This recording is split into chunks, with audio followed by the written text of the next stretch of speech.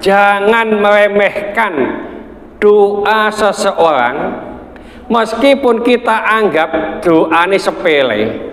Umpamanya ono wong jika ndonga Pak, Al-Fatihah. Bawa Al-Fatihah, Rabbana atina fid dunya hasanah, langsung Al-Fatihah ngono tok. Ngono ku ngapunten. Posoku awak dhewe ngomong kok ngono tok ya. Gitu ya. Dungane kok ngono tok. Ngono ya aku ya iso. Nah, gitu loh. Jangan sampai meremehkan doa seseorang. Boleh jadi doa ini dikabulkan oleh Allah. Karena apa? Karena kita tidak tahu.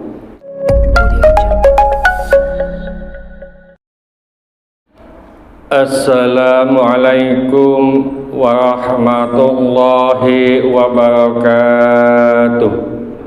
Bismillahirrahmanirrahim. Inna min ibadillahi. Terima kasih. Sesungguhnya sebagian dari hamba-hamba Allah, man ada orang lau aqsama, sekiranya ia bersumpah, sekiranya ia berdoa, alallahi kepada Allah, la abarahu, jangan sampai diragukan atau jangan meremehkan. Rawahul Bukhari wa Muslim. Hadisnya pendek. Ini adalah salah satu akhlak. Jadi hadis ini menjelaskan bahwasanya ada sebagian hamba Allah kalau berdoa ini dikabulkan oleh Allah. Oleh karena itu jangan sampai kita meremehkannya. Memang doa menurut siapa? Profesor Zahra, memimpin doa itu kita upayakan artikulasinya jelas. Jadi umpamanya Allahumma fir lil muslimina wal muslimat, jelas siapa yang dimintakan ampun. Ya.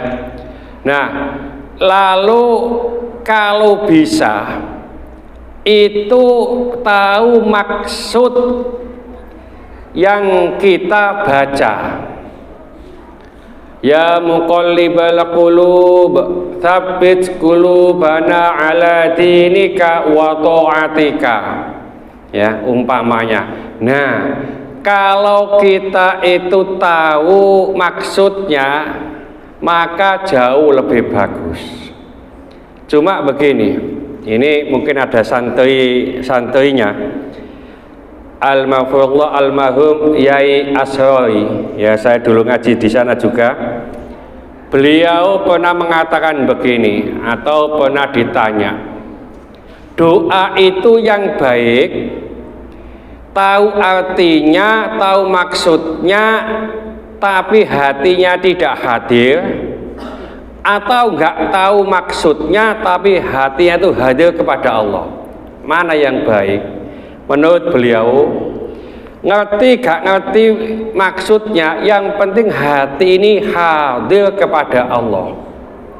Jadi nyampe hati ini kepada Allah. Makanya dalam hadis itu Allah itu tidak menerima doa orang yang lalai hatinya.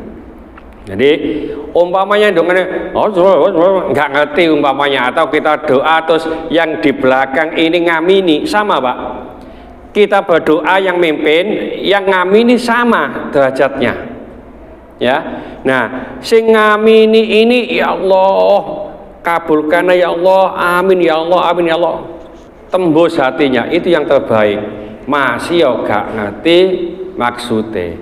Nek luwe ngerti, luwe pas. Nah, hadis ini menjelaskan jangan meremehkan doa seseorang meskipun kita anggap doa ini sepele. Umpamanya ono wong jika ndonga Pak, Al-Fatihah.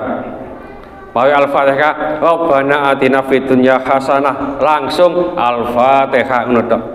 ngono ku ngapunten. Posoku awak dhewe ngomong kok ngono tok ya. Gitu ya. Dungane kok ngono tok. Ngono ya aku ya iso. Nah, gitu loh. Jangan sampai meremehkan doa seseorang. Boleh jadi doa ini dikabulkan oleh Allah. Karena apa? Karena kita tidak tahu. Kadang-kadang ada orang yang berdoa, utamanya ngapunten. Di toko Jawa Tengah itu kan kalau ain itu kan nggak bisa Pak, ngain. Ya, jadi nggak fasih. Jadi ain itu nggak ada, ngain yang ada. Jadi doanya pas ain, a'udzu billah. Jadi ihdinas iyyaka na'budu wa iyyaka nasta'in wa iyyaka nasta'in umpamanya. Saking gak fasih ya Pak umpamane.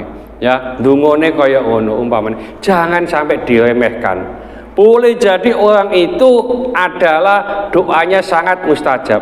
Dulu pernah saya ceritakan ya. Sering saya ceritakan bahwasanya pas Gus Dur itu jadi ketua PBNU waktu itu Pak. Nah kebetulan Yai Said Agil Sirot itu kuliah di Ummul Qura sana, beliau ulama di sana. Nah Gus Dur ini nemoni Yai Agil Sirot, Gil, ayo dolen nang Masjidil Haram. Ada apa Gus? Ndelek wali. Siji delek ku wali Pak. Sajenge ndok kene kan akeh wali Pak, wali murid, wali santri akeh. Ndelek wali.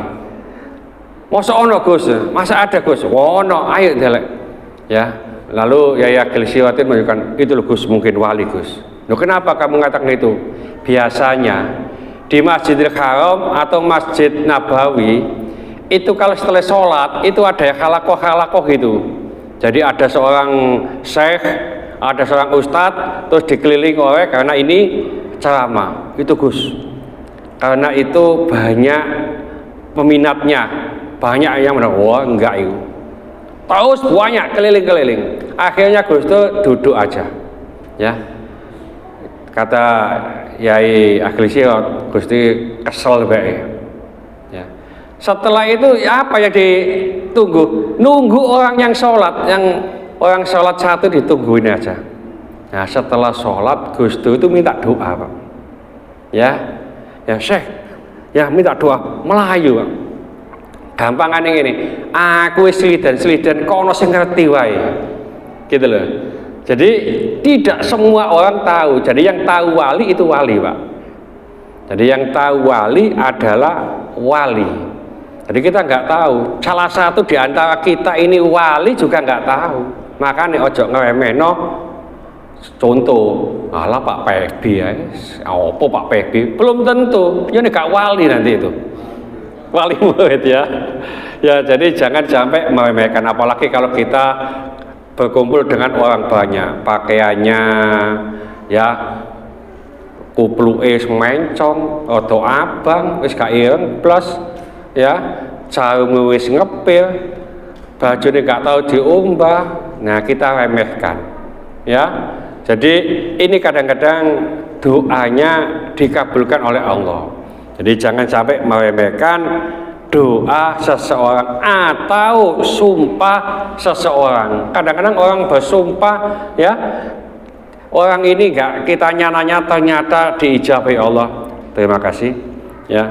Jadi upayakan husnudzon kepada siapa saja, utamanya kepada Allah Subhanahu wa Ta'ala. Jangan sampai meremehkan. Kadang-kadang ngapunten enggak tahu mondok wae kok. Lah, kadang-kadang begitu meremehkan. Kaya-kaya awak dhewe sing tahu mondok. Ya, mosok diterima. Nah, ini kadang-kadang kita enggak tahu. Karena apa? Wali Allah itu, kekasih Allah itu yang tahu Allah, Pak. Bukan manusia.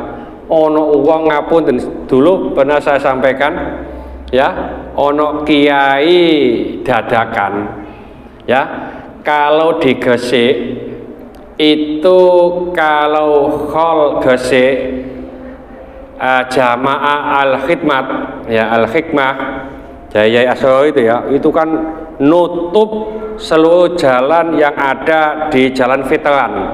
Di depannya semen gresik itu 1 kilo tutup semuanya pakai tenda. Lho ngono ku ya ana Pak, sing kepengin dadi kiai supaya iso naik. Saya itu kenal nyewa beberapa orang, 6. Jadi jubahan udeng-udengan sing 2 di sini sama sini, kayak santai ini. Sing 4 itu diletakkan di sana. Jadi pas orang ini datang sama muridnya 2 ini salaman, semuanya ikut salaman. Di depan lagi gitu salaman, semuanya ikut salaman. Sampai naik panggung, ya. Nah ini kiai-kiaian itu. Nah semacam itu. Nah itu kan apa? Ada orang yang tidak begitu, malah dipersilakan oleh panitia dan seterusnya. Ya, oleh karena itu jangan sampai kita memandang orang itu dengan sebelah mata. Kita pandang seperti Syekh Abdul Qadir Al-Jilani dulu Pak. Itu pernah mengatakan begini, setiap orang yang di depan saya itu dia lebih baik daripada saya. Syekh Abdul Qadir Al-Jilani itu ketemu orang tua itu lebih bagus daripada saya. Kenapa? Karena orang tua ini sudah banyak ibadahnya, sedangkan saya masih muda, ibadahnya sedikit, maka jauh lebih bagus orang tua itu, pahalanya lebih besar. Ketemu anak kecil juga begitu. Anak kecil ini jauh lebih bagus daripada saya. Kenapa? Anak kecil ini dosanya umpamanya maksiat masih sedikit, saya sudah tua begini, maksiatnya jauh lebih besar. Ketemu orang pandai juga begitu. Orang pandai itu lebih bagus daripada saya. Beliau beribadah dengan ilmunya, maka diterima oleh Allah. Saya yang belum punya ilmu, maka ibadah saya belum tentu diterima oleh Allah. Ketemu orang bodoh, kira sih bodoh tuh Pak. Itu juga begitu. Dia bodoh, umpamanya maksiat kepada Allah, maka kesalahannya tidak terlalu besar. Beda dengan saya yang sudah mengerti kalau saya maksiat kepada Allah, dosanya jauh lebih besar. Ketemu orang kafir, beliau mengatakan, sekarang saat ini orang ini kafir, saya pulang pergi ke masjid, belum tentu saya ini mati dalam keadaan husnul khotimah. Tapi orang kafir itu belum tentu mati dalam keadaan su'ul khotimah. Boleh jadi Allah memberikan hidayah lalu beribadah, dia diterima oleh Allah ibadahnya, maka orang itu lebih bagus daripada saya. Jadi ngelekno awake dhewe, ngono iku angel. Nah sing iso ngono ku ya para wali Pak, ya, para ulama. Nek awak dhewe iki ya kadang-kadang sing ngapikno awak dhewe, ya. Jadi ini jangan meremehkan orang lain. Mungkin sedikit ini yang dapat kami sampaikan. Mudah-mudahan sedikit ini dibarengi hidayah oleh Allah Subhanahu wa taala. Mudah-mudahan segala hajat kita dikabulkan Allah, segala kesulitan kita dibantu oleh Allah. Mudah-mudahan anak-anak kita menjadi anak soleh solehah, taat kepada Allah, patuh dan nurut kepada kedua orang tua. Terima kasih keturunan, mudah-mudahan Allah keturunan yang soleh solehah. Terima kasih jodoh, mudah-mudahan Allah memberikan jodoh yang soleh solehah. Mudah-mudahan di antara kita, keluarga kita, handi tolong kita, tetangga-tetangga kita yang saat ini dan sakit baik di rumah sakit maupun kedalaman, mudah-mudahan Allah cepat mengangkat penyakitnya, menyembuhkan penyakitnya, dan mudah-mudahan Allah memberikan kesabaran kepada yang sakit, dan dengan kesabaran ini mudah-mudahan Allah mengangkat seluruh dosa-dosanya, dan mudah-mudahan Allah mengampuni dosa-dosanya orang yang menzalimi kita. Al-Fatihah. Bismillahirrahmanirrahim. Al-asri innal insana lafi khusrin illa alladziina aamanu wa 'amilus sholihati wa tawassaw bil haqqi wa tawassaw bis sabr. Subhanakallahumma wa bihamdika asyhadu an la ilaha illa anta astaghfiruka wa atubu ilaik. Assalamualaikum warahmatullahi wabarakatuh. Allahumma shalli ala sayyidina Muhammad.